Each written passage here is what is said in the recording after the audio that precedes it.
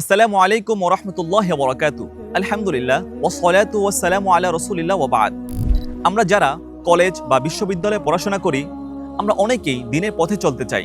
নামাজ পড়ি, পর্দা করি, হারাম থেকে বেঁচে থাকার চেষ্টা করি।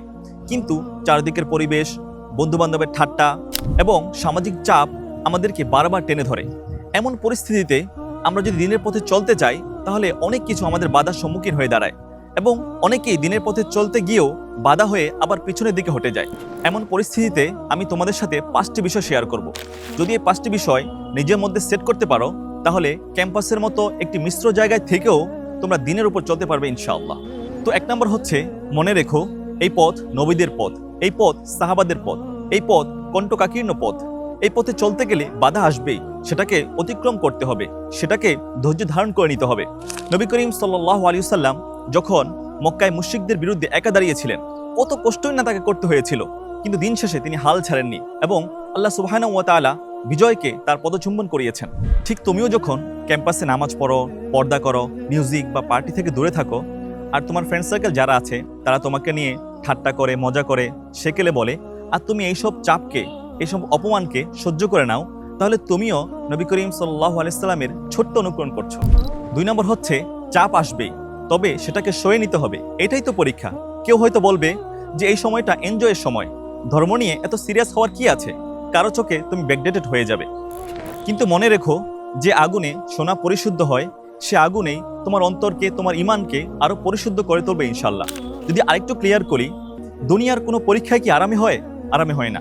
যত কঠিন পরীক্ষা, যত সম্মানের পরীক্ষা, অত বেশি কষ্ট ক্লেশ করতে হয়।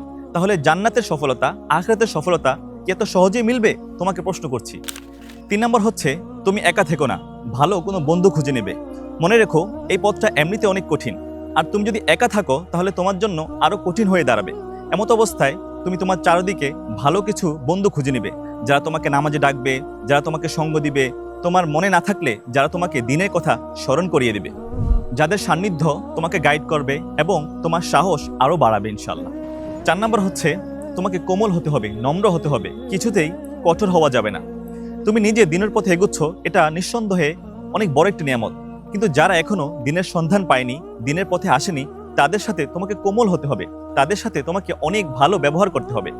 ইসলামের শুরু থেকে এ পর্যন্ত অমুসলিমদের থেকে যারাই ইসলামে প্রবেশ করেছে, বেশি সংখ্যক নবী করিম সাল্লাল্লাহু আলাইহি সাল্লামের ব্যবহার দেখে, সাহাবাদের আখলাকের মাধুর্যতা দেখেই প্রবেশ করেছে। ঠিক তোমাকে এমন হতে হবে, তুমি ক্যাম্পাসে এমনভাবে চলতে হবে, তোমাকে দেখে যেন অন্যরা দিনের প্রতি ধাবিত হয়, তারা যেন দিনের প্রতি আকৃষ্ট হয়। সর্বশেষ 5 নম্বর হচ্ছে, ক্যাম্পাসেই নিজের চরিত্রকে গড়ে নিতে হবে। এই সময়টাই হচ্ছে নিজেকে গড়ার শ্রেষ্ঠ সময়। ক্যাম্পাস শুধু ডিগ্রি অর্জনের জন্য নয়, এই সময়টাই তুমি ঠিক করে নিবে তুমি ভবিষ্যতে কেমন মানুষ হবে। তুমি কি আল্লাহর এই দিনের উপর অটল থাকবে, নাকি দুনিয়ার ভিড়ে হারিয়ে যাবে? প্রিয় ভাই বোন, দিনের উপর অটল থাকা কোনো সহজ কথা নয়, এটা অনেক কঠিন একটি কাজ, আর এই কঠিন কাজটাই আল্লাহর নিকট অনেক বেশি পছন্দনীয়। যারা আজ তোমাকে নিয়ে হাসে, কাল তারা তোমার ঈমান দেখে তোমাকে নিয়ে আফসোস করবে, আর আজ যারা তোমাকে সঙ্গ দিচ্ছে, জান্নাতেও তারা তোমার সঙ্গী হবে ইনশাআল্লাহ। আল্লাহ আমাদের সবাইকে দিনের উপর অবিচল থাকার তৌফিক দান করুন। নানান ব্যস্ততার মধ্যে, চাপের মধ্যে থেকেও যেন দিনের সৌন্দর্য ধরে রাখতে পারি। ওয়াসাল্লাল্লাহু আলা নবিয়িনা মুহাম্মদ ওয়া আলা আলিহি ওয়া সাহবিহি আজমাইন। আমিন ইয়া রাব্বাল আলামিন।